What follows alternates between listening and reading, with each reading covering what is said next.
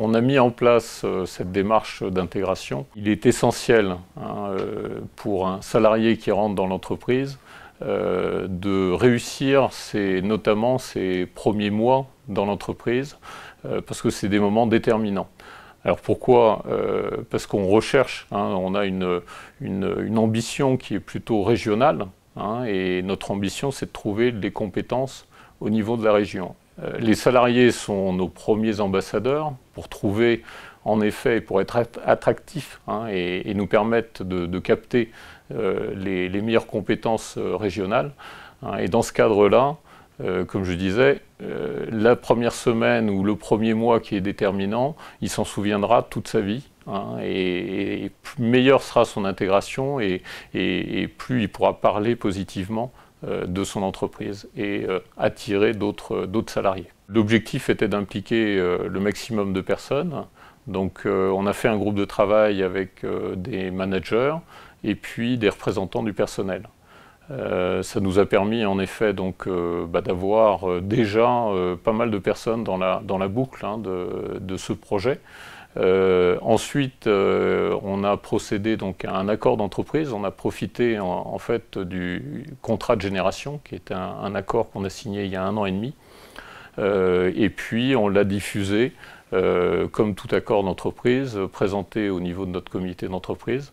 Et on a après diffusé l'information à l'ensemble des salariés. Les résultats qu'on a obtenus sont globalement positifs.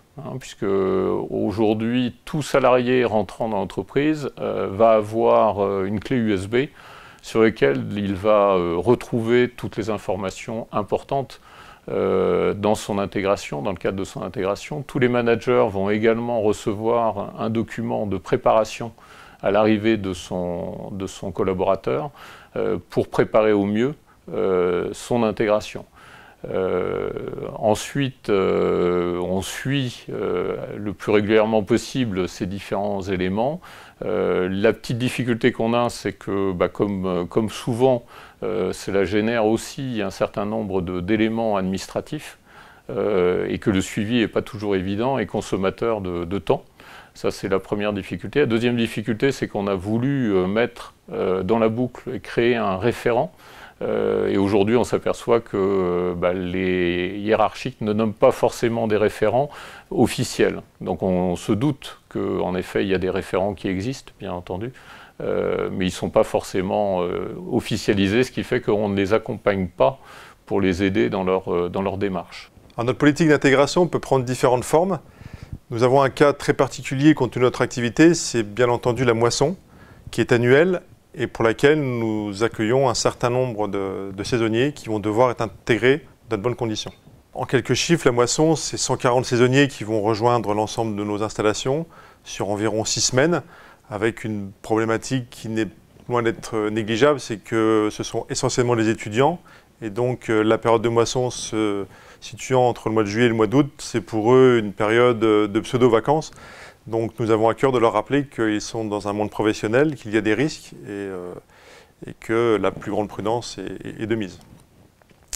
Alors pour réussir dans cet accueil saisonnier, on organise tous les ans une journée dévolue aux saisonniers sur lesquels, bien sûr, on va leur rappeler l'ensemble des risques auxquels ils vont être exposés.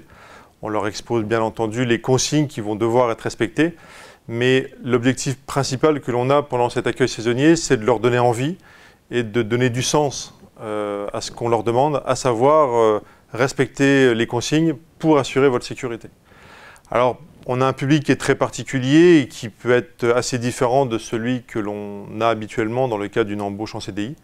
Des étudiants relativement jeunes, encore une fois, qui sont dans une période pour eux de pseudo-vacances. Donc on se doit d'être entendu, d'être audible, et pour ça on va faire en sorte que ces saisonniers prennent du bon temps pendant cet accueil sécurité. Et donc on ne va pas hésiter à être ludique, à être interactif, et puis à être intéressant en partant de sujets de la vie courante et en expliquant pourquoi, à travers leur comportement, ils peuvent s'exposer à certains risques. Et on prend l'exemple de cas concrets de la vie courante en expliquant pourquoi ils peuvent être amenés à prendre telle et telle décision et telle mauvaise décision.